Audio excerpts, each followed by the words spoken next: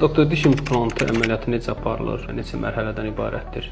İmplant əməliyyatı çox qısa sürəli bir əməliyyatdır. Bir implantın yerləşdirilməsi 15-20 dəqiqədən artıq vaxt aparmır. Sadəcə biz onu əvvəlcədən katedə planlayırıq. Planlayandan sonra eyni katedə planladığımız bir şeyi köçürürük ağza. İmplant yerləşdirildikdən sonra sağalma müddəti nə qədərdir? Nə qədər çəkir? İmplantın çənə sümüyünə birləşdirmə dövrü osteointeqrasiya bir dövrü sayılır. Bu dövrü 3 ay müddəti əhatə eləyir. 3 aydan sonra artıq biz sağalma başlıqları bağlayıb dişin ortopedik hissəsinə keçə bilərik. Yəni üzərinə diş düzəldə bilərik. Hansı növ implant materiallarından istifadə edirsiniz? Pasientlərin ən çox verdiyi suallardan da biri budur ki, hansı ölkənin implantıdır, hansı daha uzun ömürlüdür, daha yaxşıdır. Onu bildirmək istəyirəm ki, ən yaxşı olan onun sümüyüdür. Yəni insanın sümüyü, implantın növü oradan 10%, 15% oranır. Amma 80-90% hallarda pasientin sümüyü, sümüyün strukturu, eni, hündürlüyü bizə imkan verir ki, uğurlu bir əməliyyat eləyək. Uzun illər yubadılmış, məsələn, uzun müddət protez istifadə edən falan belə bir pasient olanda orada en və uzunluq az olur. Onda biz nə edirik? Çalışırıq eni böyük olsun, uzunluğu qısa olsa sayını artırmağa çalışırıq ki, yüklər bərabər paylansın. Yəni 2 dişə 4 dişin, 5 dişin yükü düşməsin. Belə bir sual vermək istəyirəm sizə. İnanıram ki, pasientlər də baxacaq və onlara da maraqlıdır. İmplant belə deyim, prosedurunun tam olaraq qiyməti nə qədərdir? Yəni fərqi varmı? İmplant standart olaraq aşağı yuxarı fərqlənirlər. Yəni brend markalar da var. Məsələn, Almanya istehsal olunan falan 800 manat, 1000 manat brend markalar var. Dediyim kimi, amma onlara qaçmağa o qədər də lüzum yoxdur. Bizim adətən elədiyimiz implantların əksəriyyəti Koreya, Türkiyə, İsveç istehsalı olanlardır. Onlar da 500-600 manatdan başlayır. 500-600 manatdan başlayır. Bəs implantın uğursuz olma ehtimalı nə qədərdir? Yəni implant edirəm, uğursuz olur. O ehtimal varmı? Uğursuz olma ehtimalı 5-10% hallarda ola bilər. Yəni hardasa 10 xəstədən. O sizdən asılıdırmı? Xeyr, təbii ki, həkimin uğurlu müalicə eləməyi əsas şərtlərdən biridir. Mən onu bayaq ona görə dedim sizə ki, bəli. Yəni pasientlər ucuz və baha söhbət var da, yəni burada həkimin təcrübəsi, keçdiyi kurslar, o əməliyyatı dəfələrlə eləməyi və pasientin sümüyünün buna cavab verməsi. Zaten pasient gəlir, dediyim kimi çox insanlar tərəddüd eləyir, ağrılı olar falan. Ona görə birinci biz zaten KT ilə gəlir, müzakirə eləyirik ondan. Mən göstərirəm ki, sənin çənənin eni və hündürlüyü buna imkan verir. Diş ətinə baxanda artıq mən bilirəm ki, bu əməliyyat 90% uğurlu olacaq. Heç bir problemi yoxdur. Nadir hallarda ola bilər ki, kimsə gigiyenik vəziyyəti yaxşı saxlamaya, ondan sonra həmin implantın üzərində qidalana falan, onda ola bilər ki, düşsün. Belə deyək də, hər bir implant hər bir xəstəyə düşmür, belə deyək də. Onda yəni hər bir xəstədə uğurlu olmaya bilər. Siz təsəvvür edin ki, məsələn, titanium maddəsinə implantın tərkibi titaniumdur. Milyonda bir ehtimal var ki, ona qarşı allergiyası olsun falan, onda tutmasın. Amma əməliyyatların 99% uğurludur. Yaxşında belə bir sual verim də sizə. Tutaq ki, implant uğursuz alındı. Hansı addımlar atırsınız? Bizim həmin firmalarla müqavilələrimiz var. Artıq həmin firmalar əmindir ki, biz uğurlu əməliyyatlar eləyirik və hər hansı bir səbəbdən, hətta pasient səbəbindən də olsa ki, həmin implant düşsə, o implantı ödənişsiz olaraq bizə verirlər. Və biz təkrar olaraq həmin əməliyyatı icra eləməyə... Təkrar olaraq xəstəyə razı olurlarmı təkrar? Pasient artıq bir dəfə görür ki, o tamamilə ağrısızdır və rahatlıqla əməliyyatı qəbul edir. Amma nadir hallarda ola bilər ki, pasient düşünür ki, ağrılı olar, amma bir dəfə görür ki, ağrılı deyil, rahatlıqla qəbul edir.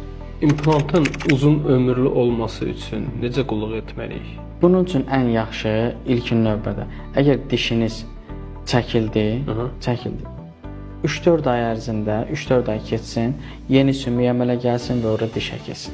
Bu birinci. Amma siz illərlə gözləsiniz, orada sümük toxuması getdikcə azalır. Necə ki, çoxdan gördüyünüz bir adamlar olur. Məsələn, siz onu 20 il bundan qabaq görübsünüz, belə hündürboy, yekəpər bir adam idi. Amma indi 20 il keçib baxırsan sanki balacalaşıb. Həqiqətən də insan getdikcə sümüklər rezorpsiya uğrayır, sorulur. Sümüklər də balacalaşır. Bəli, bəli. O müddət ki, implant olundu, deyir implant ömürlükdür. Bizə sual verirlər, deyir implant ömürlükdür. Ömürlük məncə heç nə yoxdur. Ömürlük, bəli. Sadəcə məsələ nədir? Mən izah edirəm ki, Allah sizə 13 yaşında bu dişləri ideal formada vermişdi. Ən gözəl yaradan Allahdır. Düzdür? Biz implantı sənə sümüyünə bərkedirik. Orada normal insanda hər hansı bir sümüklə bağlı xəstəlik yoxdursa, şəkərli diabet falan belə yoxdursa, 10 ildə 0,1 mm rezorpsiya gedir. Yəni millimetrin 1/10 qədər rezorpsiya gedir. Siz təsəvvür edin ki, bu da çox balaca bir rəqəmdir. 10 ildə bu 0,1 mm gedirsə, siz təsəvvür edin ki, o 40 il ərzində 4-5 mm gedə bilər. Yaxşı qulluq olunmuş gigiyenik vəziyyətə, ona görə biz pasientlərə deyirik ki, 6 aydan bir gəlin baxaq. Əgər biz görsək ki, orada 6 ay keçib, pasient gəlib, körpünün ətrafı qida qalıqlarıdır, ondan sonra gigiyena düzgün deyil, diş daşları, diş hərfləri var. Artıq bu xəbərdarlıq eləyirik ki, biz bunu təmizləyirik, amma növbəti 6 ay gələndə belə olmasın. Qulluq demişəm, bu mövzuya toxundunuz, belə bir sual verim. İmplant dişləri adi dişləriniz kimi fırçalanmalıdırmı? Yəni effekt verirmi? Bəli, öz dişlərimizi necə fırçalayırıqsa, bəli, eyni implantları da eyni formada fırçalamaq olar. Sadəcə körpü formasında olarsa, bəzən olur biz 4 implantın üzərində bütöv çənəni yığırıq. Təsəvvür edin, 4 ədəd implant qoyulub aşağı çənəyə, amma üstündə 12 dənə diş var və ya 10 dənə diş var. Onun ara məsafələri olur. Artıq həmin vəziyyətdə xüsusi fırçalar var, körpülərin altını təmizləməkdən ötürü və ağız duşları var ki, onlardan istifadə olunmalı. Bir də deyim də, implant çənəmdədir. Mən bunu belə deyim, o ağırlığı hiss edirəmmi? Məsələn, bura toxuma əkirsiniz də, xeyr, yəni öz dişim kimi komfortlu bir hiss edirəmmi? Bəli, bəli. Bir zaman keçməlidir, sonra öz dişim kimi hiss edirəm. Hətta belə eləyək də, deməli, keçən həftə bir əməliyyatımız olub, xanımda əzələ ilə bağlı problemi var, sümüklə bağlı heç bir problemi yoxdur. Biz sol tərəf yuxarı dişlərini müayinə elədik və gördük ki, ümumiyyətlə orada sümük yoxdur. Artıq ora sümük köçürülməlidir, 5-6 ay keçməlidir, ondan sonra implant olunmalıdır. Çünki uzun müddət göstərir. Dedik, hələlik sağ tərəfinə baxaq. Sağda da 6-cı, 7-ci dişləri yoxdur, solda da 6-cı, 7-ci dişləri yoxdur. Baxdıq, gördük ki, sağ və solda həqiqətən enli, hündür, qəşəng sümük var. Biz implantı əməliyyatı icra elədik və xanım bildirdi ki, çox xahiş edirəm, elə olsun ki, mən heç nə hiss eləməyim. Çünki mən ağrı kəsici atanda əzəllərimdə bir süslük əmələ gəlir, özümü narahat hiss edirəm. Çalışın elə eləyin ki, ümumiyyətlə ağrı kəsici atmıyorum. Biz təbii ki, çalışırıq ki, çünki pasientlər ağrıdan qorxur. Ağrı olmayanda hamı bir-birinə deyir ki, uğurlu oldu, yaxşı oldu, heç nə hiss eləmədim və onun ətrafındakı insanlarda da bir inam yaranır, bir cəsarət yaranır ki, gəlsinlər, onlar da implant eləsinlər və maraqlı bir situasiya oldu ki, biz ağıl dişini çəkdik, 7-ci dişin yerinə implant elədik, 5-ci dişin yerinə implant elədik, axşam da zəng elədik, maraqlandıq. Heç bir ağrı kəsici atmağa ehtiyac olmayıb, üstündən bir gün keçəndən sonra da ehtiyac olmayıb və beləliklə pasientdə bir ruh yüksəkliyi, inam yarandı. Doktor, və sonda öz pasientlərimizə, izləyicilərimizə nə demək istəyirsiniz? Yəni, necə etməlidirlər ki, həkimə gəlməsinlər, dişləri ağrımasın? Bir tövsiyəniz varmı? Əsas tövsiyəm ondan ibarətdir ki, bir həkim kimi, bir yaxın adam kimi, bir vətənpərvər insan kimi həqiqətən səmimi qəlbdən deyirəm ki, xəstəlik olmamışdan öncə nə zaman boş vaxtınız oldu? Məsələn, indiki dövrdə ödənişsiz də gəlsinlər, müayinə etmək. Bəli, ödənişsizdir. Elə bilin ki, öz yaxın adamınızın yanına gəlirsin. Tam səmimi deyirəm, gəlin klinikaya, sadəcə söhbət edək. Müayinə eləyək. Ağız boşluğu tam təmizsə, xoş sizin halınıza, eləcə də bizim halımıza. Əgər ağız boşluğunuzda hər hansı bir karies varsa yerindəcə həll edək. Çünki ən ideal diş, ən yaxşı müalicə olunmuş diş, ən yaxşı implantdan daha yaxşıdır. Siz onu itirməyin. Siz gəlin profilaktik müayinələrə. Gəlin baxaq, danışaq, tövsiyə eləyək. Görək hansı dişləriniz çəkilməlidir, hansı müalicə olunmalıdır. Çünki elə adam var ki, hətta fikirləşir ki, elə dünən bir pasiyent gəlib, inanın ki, o qədər sual verdi ki. Adam riyaziyyat müəllimidir, ağızda 2-3 minlik bir iş var.